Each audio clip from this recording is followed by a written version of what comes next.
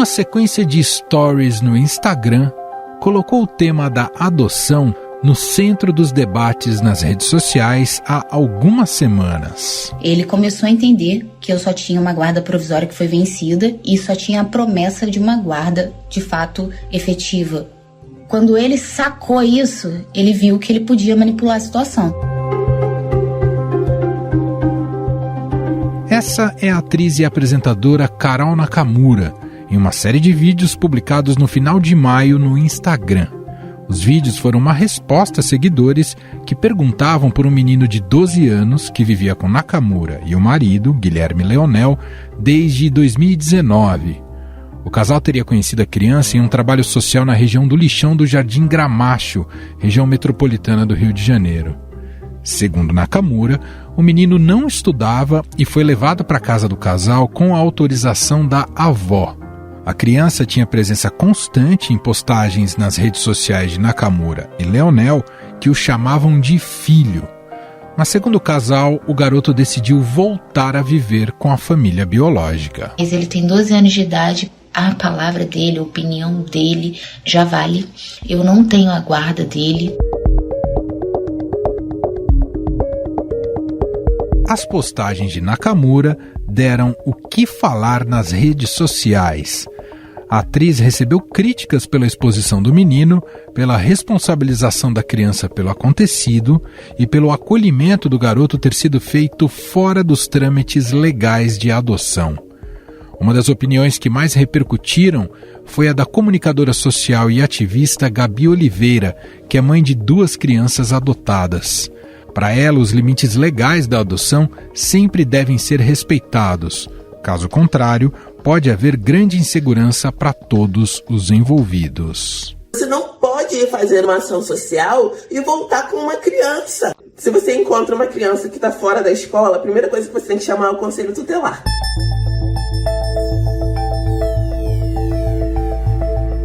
Especialistas em adoção afirmam que o caso parece se tratar de uma espécie de apadrinhamento, quando uma família quer proporcionar oportunidades a uma criança que ela não teria no lugar de origem. Mas os processos legais de adoção são muito mais complexos do que isso. A adoção envolve uma série de passos jurídicos, sociais e psicológicos, justamente a fim de evitar que as crianças sejam expostas a novas situações de violência e desamparo. Em um minuto, vamos nos aprofundar mais sobre esse assunto numa conversa com a presidente da Comissão Nacional de Adoção do Instituto Brasileiro de Direito da Família. O desmatamento continua sendo um problema no Brasil. Dados do último Atlas da Mata Atlântica mostram que o país continua a perder o que sobrou do bioma em que residem mais de 145 milhões de brasileiros. O iFood, atento aos desafios de preservação das nossas florestas, desde junho de 2021, oferece aos clientes a possibilidade de doar a partir de R$ 16 diretamente pelo app, para que a ONG SOS Mata Atlântica faça o plantio de uma muda de árvore nativa da mata, bem como a sua manutenção por 5 anos. A meta é levantar R$ 1,3 milhão até 30 de setembro deste ano. Até aqui foram arrecadados mais de R$ 558 mil, entre doações dos clientes e institucionais. A iniciativa faz parte do iFood Regenera, programa de compromisso ambiental do iFood, que propõe um conjunto de metas para se tornar neutra na emissão de CO2 e alcançar 50% das entregas limpas até 2025. Quer saber mais? Acesse news.ifood.com.br.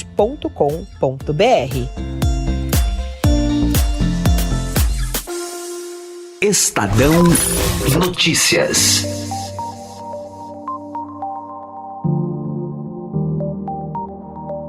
A adoção passou por várias mudanças no Brasil a partir da Constituição de 1988. Antigamente, era muito comum e popularmente chamada adoção à brasileira, em que crianças eram inseridas em famílias adotivas por intermédio de hospitais. Também era comum que fossem tratadas como filhos de criação crianças já conhecidas e com as quais as famílias adotivas tinham algum vínculo afetivo. O caso de filhos de empregados domésticos, por exemplo. Nesses casos, a conclusão de um processo de adoção formal é complexa, envolve uma série de riscos e inseguranças jurídicas, inclusive de que a família biológica desista do processo no meio do caminho. No episódio de hoje, aqui do podcast Estadão Notícias, vamos conversar sobre o tema com a doutora Silvana do Monte Moreira. Ela é presidente da Comissão Nacional de Adoção do Instituto Brasileiro de Direito de Família. Olá, doutora Silvana. Obrigado por ter aceito aqui o nosso convite. Olá, um prazer estar aqui com vocês para falar desse assunto tão importante e tão pouco falado no Brasil. Sem dúvida nenhuma, doutora. O caso Karol Nakamura, justamente ele teve esse poder, não talvez pelas vias positivas, mas voltou a jogar holofote sobre o que significa um processo de adoção. Esse episódio, doutora, apesar de ter tido um final, digamos, desastroso, talvez ele possa ser pedagógico no sentido de mostrar que não basta o ímpeto legítimo de querer ter um filho.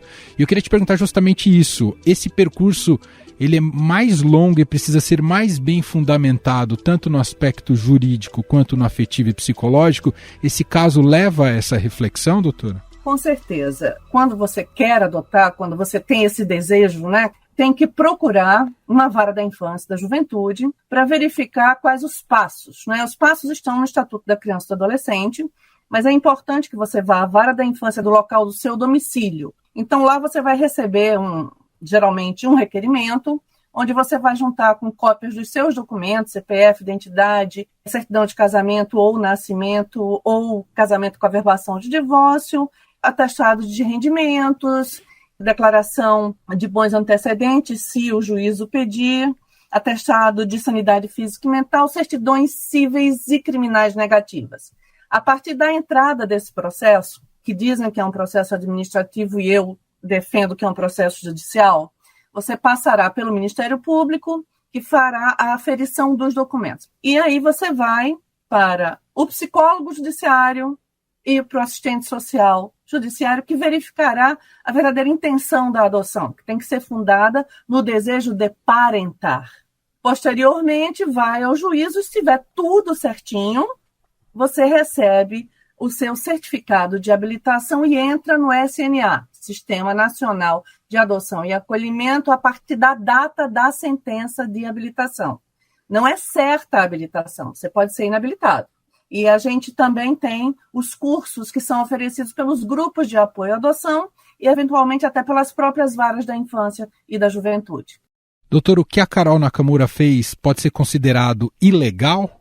Na realidade, o que ela fez foi encontrar uma criança em situação de vulnerabilidade, criar uma afeição por ela, acertar com a família daquela criança para, digamos, apadrinhá-la. Aquilo não foi uma adoção. Em momento algum, pelo que eu li, houve um pedido de adoção ajuizado perante a vara da infância e da juventude. Ela fala eventualmente de uma guarda, depois diz que não tem guarda. Então é aquilo que nós falávamos anteriormente, né? Lá no início do século passado, pegar para criar. Sim. O filho de criação.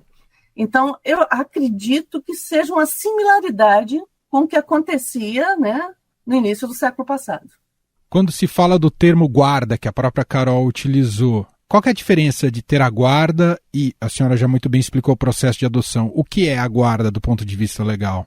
A guarda é quando você não adota. Então, digamos que eu tenho um sobrinho que mora em Alagoas e que ele venha estudar comigo aqui no Rio de Janeiro. Então, eu terei a guarda dele, judicialmente concedida, lá na Vara da Infância e Juventude de Maceió, para que ele fique comigo para efeitos de educação. O poder familiar do meu irmão e da minha cunhada será mantido. Eu não vou adotar o meu sobrinho. Ele estará aqui, digamos, para fazer uma escola militar, para fazer uma escola técnica, e posteriormente voltará para casa.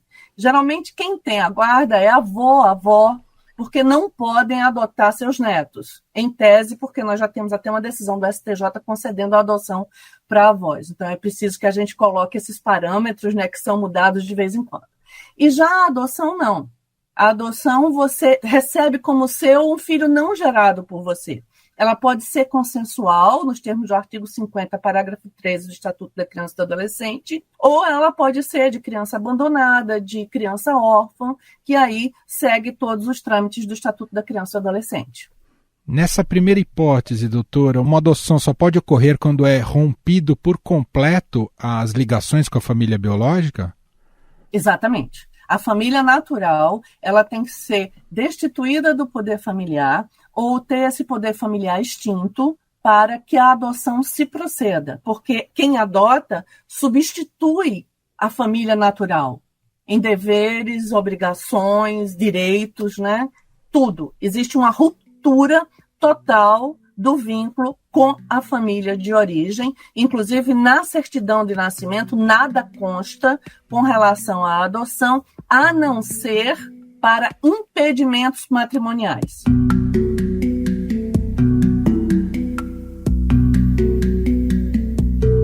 Doutora, há um senso comum de criticar o processo de adoção no Brasil porque ele seria, aspas aqui, muito burocrático. Afinal, ele é muito burocrático ou os trâmites estão corretos, dado a importância e o grau de responsabilidade que precisa ser estabelecido para esse processo?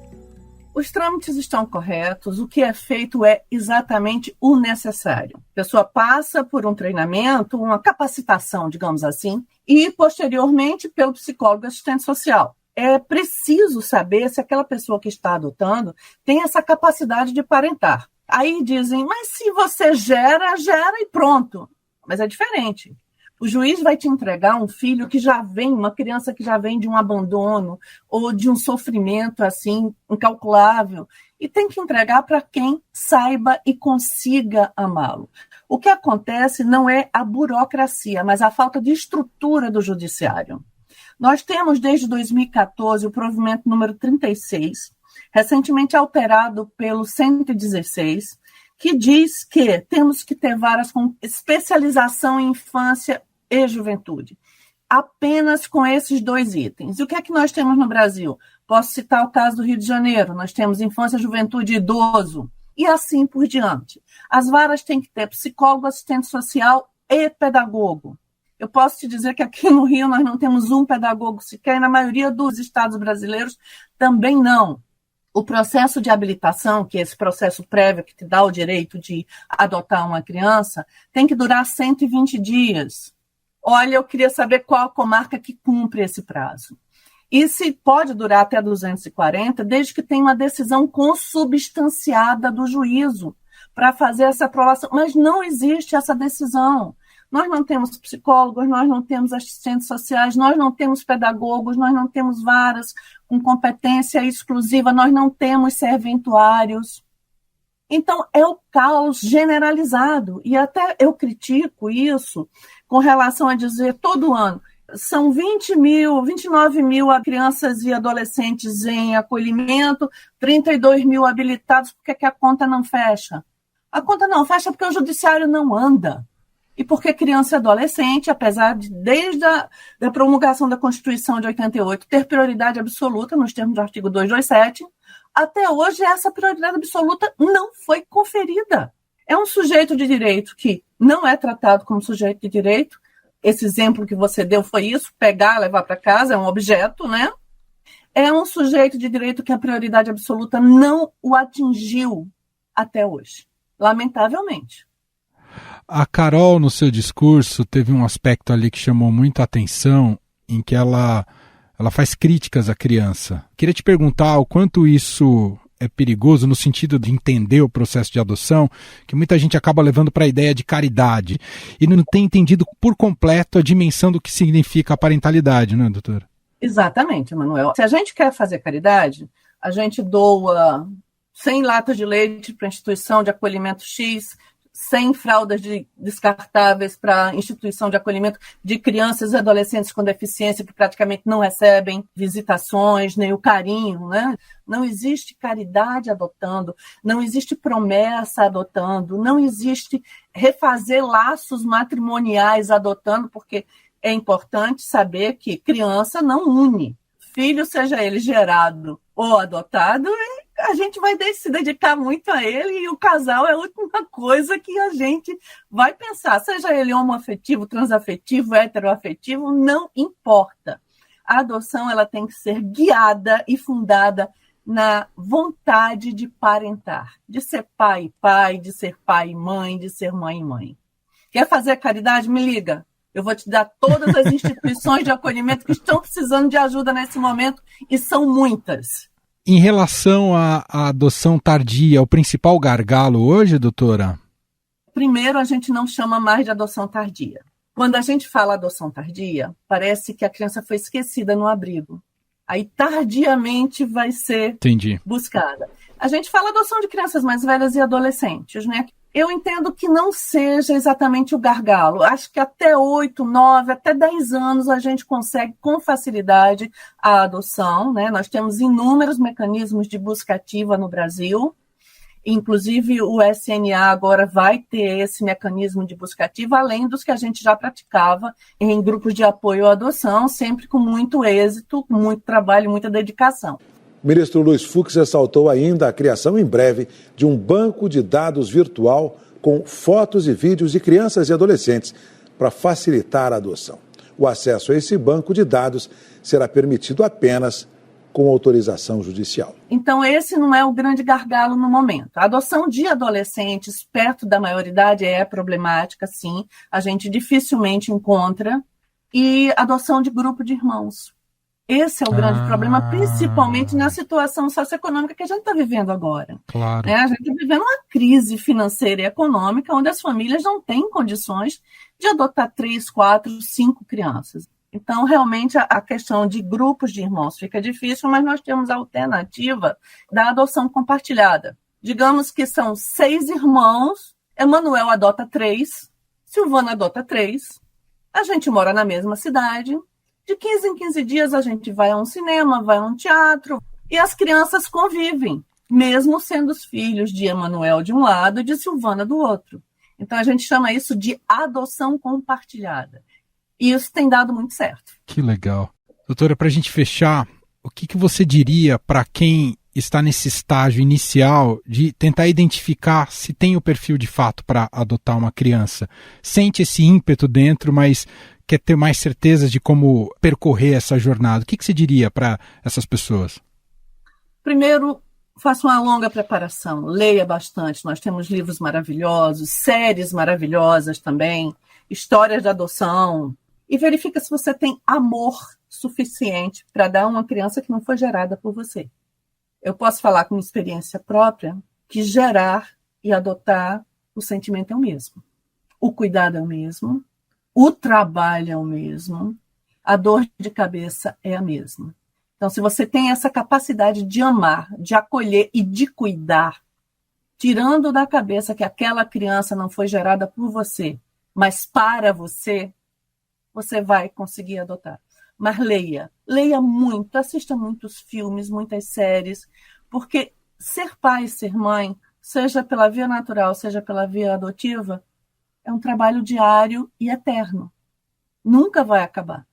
Eu tenho 2 aqui, uma de 28 e uma de 21, que vão ser minhas filhas até o dia que eu for embora desse planeta, gente. E vão ser os amores da minha vida, independentemente da forma que chegaram. Que lindo ouvir isso. Muito bom, doutora Silvana do Monte Moreira, presidente da Comissão Nacional de Adoção do Instituto Brasileiro de Direito de Família, gentilmente conversando com a gente sobre esse tema tão importante. Te agradeço demais, viu, doutora? Eu que agradeço a oportunidade de falar de um tema que eu gosto tanto. Eu acho que você pode ver como eu fico feliz de falar sobre isso. Muitíssimo obrigada. Estadão Notícias.